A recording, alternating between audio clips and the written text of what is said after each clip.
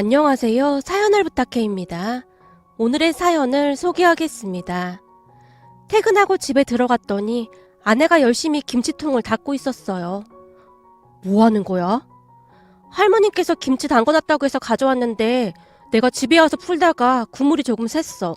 근데 할머니께서 어찌나 꽁꽁 싸매주셨던지 다행히 오다가 밖으로는 새어나오진 않았네. 아무튼 할머니 꼼꼼하신 건 알아줘야 해. 아내가 정성스레 김치통을 닦고 있었어요. 그런 아내를 보며 고마운 마음이 들면서 마음 한구석이 아려왔는데요.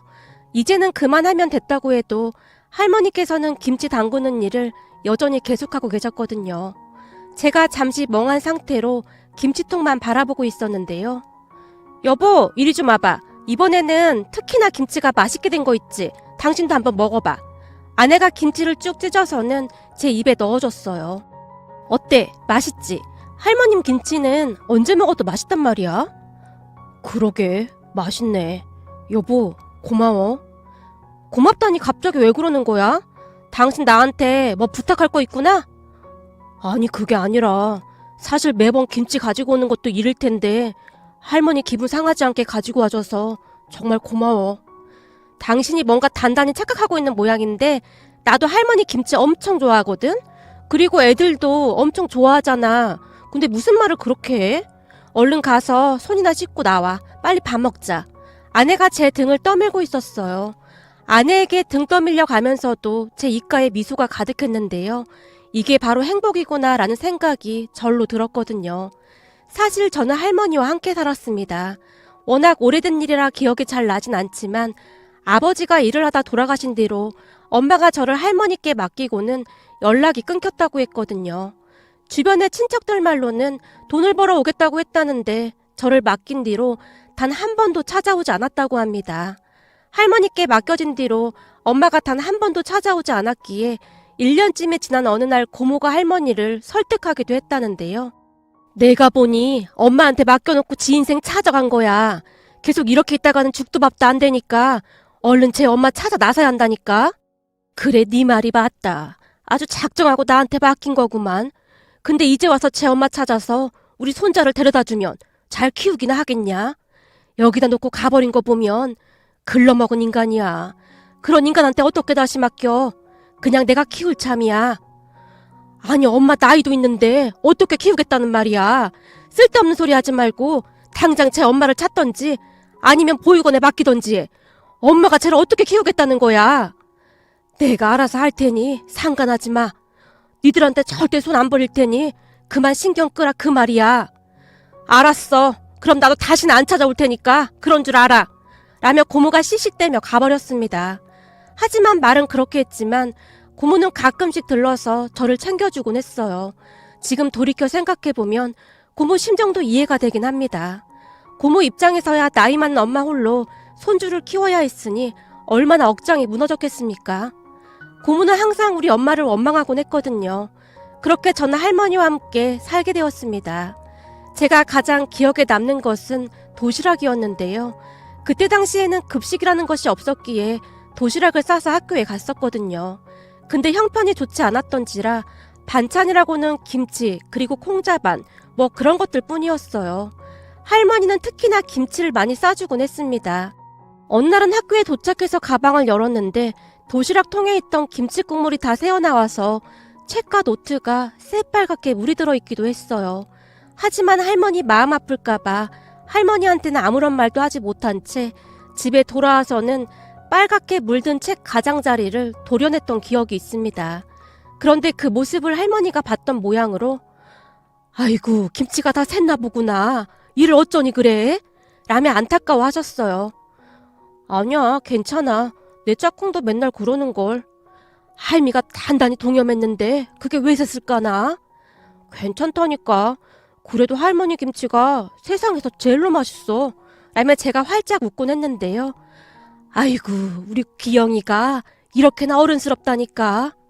할머니가 뒤를 돌아 눈물을 훔치곤 하셨어요. 그 뒤에는 할머니가 도시락 반찬통을 몇 번이나 감싸주셨는지 모르겠네요. 할머니는 남의 집 일을 해주면서 저를 키웠기에 넉넉한 형편은 아니었지만 우리는 나름 행복한 시간을 보냈습니다. 그러다 제가 고등학교를 졸업한 뒤 바로 취업을 하겠다고 했는데요. 할머니께서 저를 앉혀놓고는 믿을 수 없는 이야기를 하셨어요. 너 대학 가라. 대학? 우리 집 형편에 대학은 무슨 대학이야. 내가 빨리 돈 벌어야 할머니도 편해지지. 돈 때문이라면 걱정 안 해도 돼. 라며 할머니가 통장 하나를 보여주셨어요. 할머니, 이 돈은 뭐야? 그럼 돈이 있었는데 이렇게 고생을 한 거야? 이건 할미 돈이 아니고 네 거니까 너 대학 갈 때 주려고 모아둔 거지. 그게 무슨 말이야. 할머니가 이런 큰 돈이 어디서 났어? 통장에는 꽤 큰 돈이 들어있었기에 제가 놀란 채 할머니와 통장을 번갈아 가며 바라봤어요. 사실 그동안 너한테 못한 말이 있는데 너 혹시 외할아버지 외할머니 기억나냐? 외할아버지 외할머니? 잘 기억은 안 나는데 근데 갑자기 그건 왜 물어? 이 돈 네 외할아버지가 매달 보내준 돈이다. 너 쓰라고. 외할아버지가? 그래. 그래도 네 외할아버지 외할머니는 참 바른 분들이 있더구나. 네 엄마가 널 이리 두고 나간 걸 알고는 어찌나 눈물을 흘렸는지 몰라. 그러면서 이 할미한테 미안하다고 매달 이렇게 돈을 보내왔다. 너 키우면서 쓰라고 말이야. 진짜야? 그게 사실이야? 그래. 네 외할아버지 외할머니는 항상 너한테 미안해했어. 그렇게나마 네 엄마가 지은 죄를 갚고 싶다고 했거든. 돈이 이렇게나 있는데 할머니는 왜 사서 고생을 했어? 이 돈은 너 공부시킬 돈이니까 아끼고 아꼈지. 그니까 넌 쓸데없는 소리 하지 말고 공부나 열심히 해. 그리고 대학 합격하고 나서 네 외할아버지 외할머니 찾아뵈야 할 거 아니야. 그 양반들도 참 딱한 사람들이다.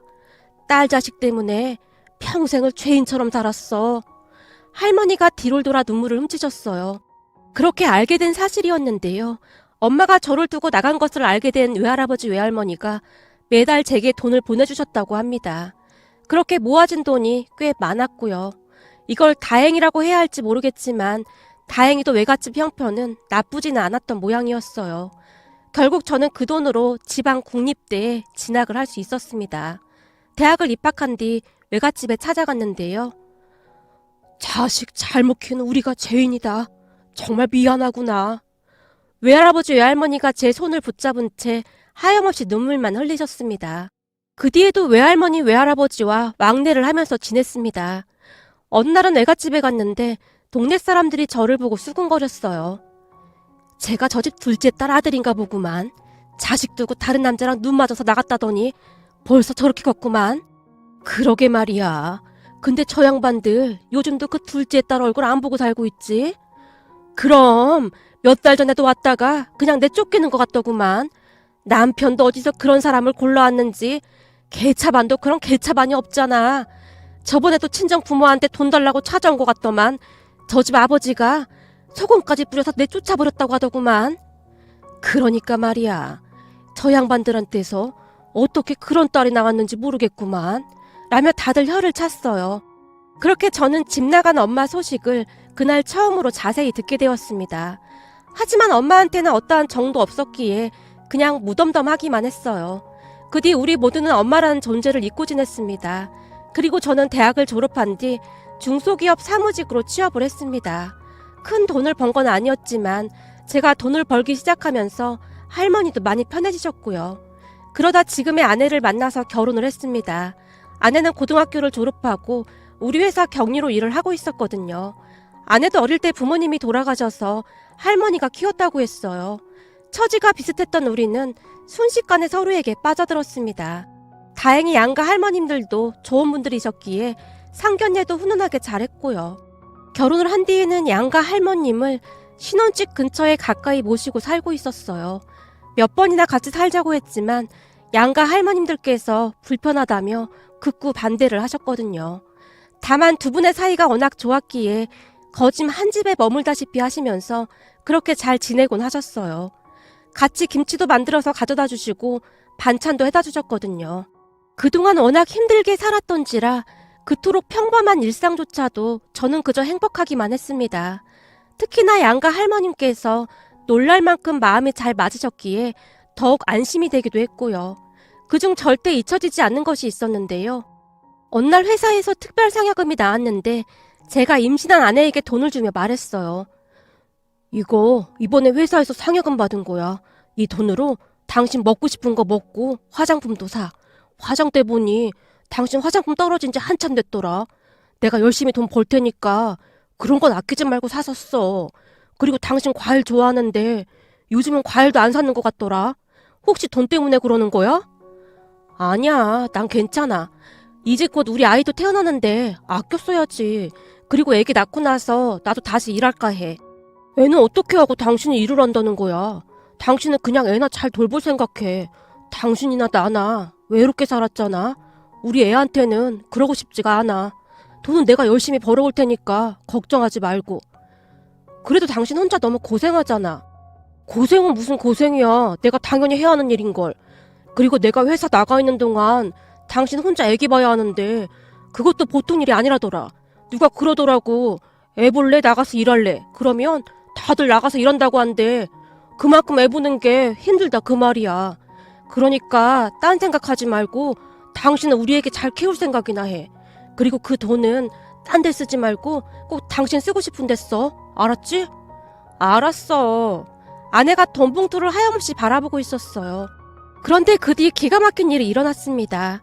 어느 날 할머님께서 갑자기 우리 집에 오셨는데요. 아내 모르게 저를 방 안으로 데리고 들어가셨어요. 우리 손주 사이 요즘 일하느라 고생이 많지? 아니요, 괜찮습니다. 당연히 해야 하는 일인걸요. 이거 말일세, 얼마 안 되는데 용돈으로 써. 네? 용돈이요? 할머님께서 돈이 어딨다고 저를 주시는 거예요. 저는 괜찮으니까 넣어주세요. 아니야, 세상에 우리 손주 사이처럼 알뜰한 사람이 어딨겠나. 우리 손녀한테 들어보니 자네 매달 용돈 받아 쓴다며? 그 용돈도 아끼고 아껴서 우리 손녀 좋아하는 과일도 사다 주고 그런다며. 내가 그 소리 듣는데 어찌나 미안하고 고마웠는지 모른다네. 이 돈으로 회사 사람들한테 커피도 한 잔씩 사주고 그래. 내가 들어보니 직장 다니다 보면 커피도 사주고 그래야 회사 사람들이랑 잘 지낼 수 있다고 그러더만. 할머님께서 제 손에 돈 봉투를 쥐어주시고는 급히 거실로 나가셨어요. 그렇게 돈 봉투를 가만히 내려다봤는데요. 봉투가 어딘지 모르게 낯설지가 않았어요. 이상한 생각이 들어 돈 봉투 안에 금액을 확인해 봤더니 제가 아내에게 줬던 금액이 고스란히 들어있었습니다. 한동안 봉투를 바라보다가는 아내 화장대 위에 올려뒀어요. 잠시 후 할머님께서 집으로 돌아가신 뒤 아내가 화장대 위에 놓여있던 돈 봉투를 보더니 화들짝 놀라서는 저를 바라봤어요. 아니 이게 뭐야? 뭐긴 뭐야, 돈 봉투잖아. 근데 참 이상하더라고. 내가 당신한테 준 금액이랑 거기 들어있는 금액이 똑같더라고. 제 말에 아내가 당황한 듯 어쩔 줄 몰라 했어요. 당신 내가 준 돈 어떻게 했어? 사실 그게 말이야, 할머님께 드렸어. 뭐? 우리 할머니를? 내가 당신 화장품도 사고 그러라고 한 건데 우리 할머니를 왜 드렸어? 아니, 우리 할머니한테 들어보니 할머니께서 우리 할머니한테 맛있는 것도 자주 사주시고 그런다고 하길래 고맙고 미안해서 드렸지. 사실 할머님이 우리 할머니를 정말 잘 챙겨주시잖아. 그 마음이 너무 고맙더라고. 뭐? 우리 할머니를 드렸다고? 근데 이 돈을 왜 할머니께서 가지고 오셨지? 당신이야말로 그게 무슨 말이야. 우리 할머니가 가지고 오셨다니. 좀 전에 할머님이 내 손에 쥐어주고 가셨어. 뭐야, 그럼 설마 우리 할머니가 할머니께 이 돈을 다시 드린 거 아니야? 아마도 그런 거 같네. 뭐야, 내가 몰래 드린 건데 돌고 돌아서 다시 나한테 돌아온 거야? 진짜 황당해서 웃음밖에 안 나온다. 그럼 우리 이 돈으로 할머님들 모시고 맛있는 거 사 먹자. 다 같이 근사한 식당에 가서 맛있게 밥 먹으면 되겠네. 나 참, 우리 가족들은 배려심이 너무 많아서 문제야. 얼마 되지도 않는 그 돈이 뭐라고? 그걸 못 써서 이렇게 돌고 돌아다니냐. 암튼 난 요즘 세상 사는 맛이 난다니까. 이제야 진정한 가족이 생긴 것 같아. 아내와 제가 큰 소리로 웃었습니다. 우리 모두 워낙 외롭게만 살았다 보니 가족이란 울타리가 그토록 든든할 수가 없었어요. 그 뒤 우리 아들이 태어났고 우리는 서로를 챙기며 행복한 시간을 보내고 있었습니다. 그러던 어느 날 생각지도 못한 일이 일어났는데요. 외할아버지께서 잠깐 외갓집에 들르라고 말씀하셨거든요. 무슨 일인가 싶어 그 주 주말에 바로 외갓집으로 갔는데요. 외할아버지께서 저를 앉혀놓고는 조용히 말씀하셨어요. 사실 우리가 나이도 있고 하니 슬슬 재산 정리를 하고 있다. 아, 네. 그래서 말인데 너한테도 일부를 줄 생각이야. 저한테요? 저는 괜찮습니다. 그동안 잊지 않고 챙겨주신 것만 해도 감사한걸요. 저는 정말 괜찮습니다. 넌 어떻게 된 게 착하지 착한 네 아빠를 그대로 빼닮았구나. 네가 네 아빠를 그대로 빼다 박아서 우리가 더 죄책감이 드는구나. 그게 무슨 말씀이세요? 살아생전 네 아빠가 우리한테 그렇게 잘했었다. 우리가 낳은 자식들보다 우리한테 더 잘했어. 착해도 그렇게 착할 수가 없었다. 외할아버지께서 긴 한숨을 내쉬었어요. 그리고는 다시 말을 이어가셨는데요. 네가 알고 있는지는 모르겠지만 네 아빠 그렇게 되자마자 네 엄마가 다른 남자랑 눈 맞아서 집을 나갔었다. 근데 네 아빠 명의로 되어있던 재산까지 다 가지고 나갔어. 어디서 그런 게 나왔는지 모르겠구나. 외할아버지께서 다시 긴 한숨을 내쉬다가는 제게 충격적인 사실들을 말씀해 주셨는데요. 아빠가 돌아가시고 난 뒤 엄마라는 사람이 남자와 눈이 맞아서 모든 재산을 다 가지고 도망을 갔다고 하네요. 물론 저는 할머니한테 맡기고 말이죠. 그렇게 한 3년 정도가 지났다는데 그동안 뭘 했던 것인지 꽤 많던 재산을 다 날려먹고는 빈털터리로 외갓집에 찾아왔다고 합니다. 외할아버지가 그런 엄마를 단숨에 내쫓아버렸고요. 아마도 새로 재혼한 남자가 사업이다 뭐다 하면서 다 말아먹은 모양이었어요. 돈이 떨어지고 먹고 살기 힘들다 보니 외할아버지한테 찾아온 것 같았어요. 재혼한 남자와 함께 와서 싹싹 빌었다고 했으니까요. 하지만 외할아버지는 엄마와 그 남자에게 소금까지 뿌려서 내쫓아버렸답니다. 그 뒤에도 엄마와 그 남자가 몇 번이나 다시 찾아왔지만 절대 집 안으로 들이지 않았고요. 우리가 나중에 저승 가면 착하디 착한 정서방 얼굴을 어찌 보겠냐. 이렇게라도 해야 우리 마음이 편할 것 같아서 그런다. 그리고 이건 원래부터 네 몫이었으니까 부담 가질 필요 없다. 할아버지, 저는 진짜 괜찮아요. 지금도 먹고 살만 하고요. 내가 몇 번이나 말하냐. 이건 우리 마음 편하자고 너한테 주는 거라니까. 그러니 그냥 받아두거라. 이 땅 팔지 말고 잘 가지고 있으면 앞으로 좋을 것 같다고 하더구나. 그러니 명심하거라. 라며 외할아버지께서 가지고 계시던 땅을 제게 주셨어요. 그렇게 저는 얼떨결에 할아버지 재산을 증여받게 되었습니다. 그런데 그 땅을 받은 뒤 문제가 생겼는데요. 그날은 우리 아들 100일이어서 가족들이 다 함께 모여서 식사를 하고 있었어요. 물론 외할아버지 외할머니까지 초대를 했고요. 그런데 그동안 단 한 번도 찾아오지 않았던 생모가 제 앞에 나타났습니다. 도대체가 제 번호를 어떻게 안 것인지 생모가 아주 당당하게 연락을 해왔더라고요. 그냥 모른 척 할까 하다가 기분 좋은 날을 망치고 싶지 않아 생모와 만나기로 한 장소로 나갔는데요. 생모가 껌까지 질겅질겅 씹으며 앉아! 뭘 그렇게 멀뚱멀뚱 쳐다보고 있어? 넌 어쩜 죽은 네 아빠 판박이다! 라며 저를 위아래로 훑어봤어요. 아주 오래전에 헤어졌기에 생모의 얼굴이 잘 기억나진 않았지만 제가 기억하고 있던 생모가 이 정도였나 싶을 정도로 엉망인 그런 모습이었습니다. 거기다 옆에 재혼했다던 남자도 같이 있었는데요. 같이 살면 닮는다고 했던가요? 도대체가 어떤 삶을 살았던 것인지 둘이 정말 많이 닮아 있었습니다. 그런 모습으로 생모를 만나고 싶진 않았기에 실망이 이만저만이 아니었기에 저는 그 자리에 오래 앉아있고 싶지도 않았습니다. 무슨 일이시죠? 저 바쁘니까 용건만 말씀하시죠. 넌 어쩜 말투까지 네 애비를 그대로 빼다 박았니?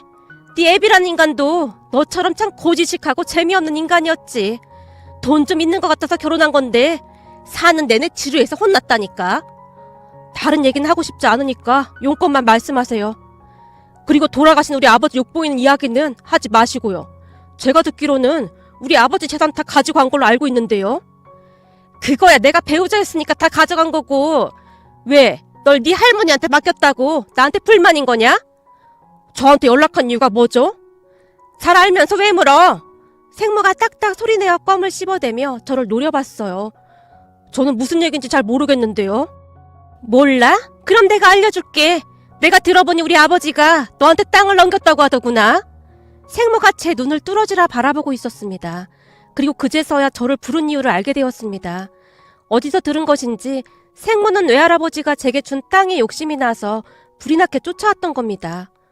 너도 알다시피 우리 아버지랑 너는 남남인데 네가 그걸 받는다는 게 말이나 되는 소리냐? 요즘 들어 우리 아버지가 나이가 있어서 정신이 오락가락 하는 것 같던데 아무래도 아버지가 나한테 줄 걸 너한테 잘못 준 모양이야. 그러니까 넌 조용히 그 땅 나한테 넘겨. 뭐라고요? 제가 왜요? 저는 절대 그럴 생각 없으니까 그만들 가보세요. 어머, 이럴 때 보니 니네 아빠랑 정반대네. 네 아빠 같았으면 순진에 빠져서 그냥 넘겼을 텐데. 그렇네요. 참 안타깝게도 내 피 속에는 아버지 피도 있는데 당신 피도 흐르고 있잖아요. 그러니 당신이랑 똑같이 행동하나 보네요. 뭐야? 뭐가 어쩌고 어째? 널 낳아준 것만으로도 감사해야지. 어디서 엄마한테 그딴 식으로 말해? 전 할 말 없으니까 이만 가보겠습니다. 라며 제가 자리에서 벌떡 일어났는데요. 생모 옆에 앉아있던 남자가 제 앞을 가로막았습니다. 그런데 그 순간 어떻게 알고 오셨는지 외할아버지께서 뛰어오시더니 순식간에 그 남자의 귓방망이를 날려버렸어요. 너무나 놀란 나머지 제가 움찔하고 있었는데요. 제가 정신을 차릴 틈도 없이 이번에는 외할머니께서 생모의 뺨을 올려 붙였습니다. 엄마 아버지가 여기 왜 있어요? 두 손으로 얼굴을 감싸는 생모가 놀란 채 외쳤습니다. 이런 정신 나간 거사. 오늘이 네 손자 100일이다. 근데 할머니란 사람이 이딴 짓을 해? 니들이 인간이야? 뭐 100일? 그럼 말을 했어야지. 내가 알고 왔나? 나도 몰랐지. 몰랐어? 넌 뭘 그렇게 맨날 몰라? 대체 네 머릿속에는 뭐가 들은 거냐? 우리가 전생에 뭔 죄를 얼마나 지었길래 너 같은 자식을 낳은 건지 모르겠다. 그니까 왜 그 땅을 쟤한테 줘서 이 사단을 만드냔 말이야. 네가 사람이라면 절대 이렇게 못한다. 내가 들어보니 둘 다 사기로 집행유예 기간이라고 하더구만. 내가 니들 콩밥 한번 먹여줘봐. 어떻게 할래? 콩밥 먹어볼래? 장인어른 진정하세요. 장인어른 같은 소리 하고 있네. 누가 네 장인이야? 난 너 같은 사기꾼 사이 둔 적 없으니까 앞으로 우리 앞에 나타나기만 해봐. 아주 그냥 다리몽댕이를. 너 내가 한 번 한다면 하는 거 알고 있지? 한 번만 더 우리 눈에 띄기만 하면 그때는 그냥 콩밥 먹여버릴라니까. 그런 줄 알아. 그렇게 생모와 남자가 슬금슬금 그 자리를 떠나갔는데요. 그 모습을 보며 외할아버지 외할머니께서 제 손을 꼭 잡아주셨습니다. 그런 두 분은 고개도 들지 못한 채 눈물만 흘리고 계셨어요. 그리고 외할아버지께서 제 등을 토닥여주시며 정말 미안하다. 이게 다 이 하랩이 업보다 업보야. 라는 말씀만 반복하셨어요. 아마도 제가 생모와 통하는 소리를 외할머니가 들었던 모양이었어요. 제가 놀라서 누구요? 엄마요? 라고 소리를 질렀었거든요. 가족들과 식사를 하고 있었기에 살짝 나왔었는데 두 분께서 뭔가 이상해서 제 뒤를 따라오셨다고 하네요. 그 뒤 생모를 다시 본 적은 없습니다. 어쩌면 당신 배 아파 낳은 자식한테 그럴 수가 있는 것인지 저는 지금도 이해가 되지 않습니다. 제가 자식을 낳아서 키워보니 더 이해가 되질 않더라고요. 하지만 우리 가족은 여전히 잘 지내고 있습니다. 외할머니, 외할아버지도 자주 찾아뵙고 있고요. 그리고 두 할머니께서는 요즘도 참 잘 지내고 계시는데요. 두 분께서 마음이 잘 맞아서 얼마나 다행인지 모르겠습니다. 앞으로도 우리 가족에게 행복한 일만 가득했으면 좋겠습니다. 오늘의 사연은 여기까지였습니다. 즐겁게 보셨다면 구독, 좋아요 부탁드립니다. 고맙습니다.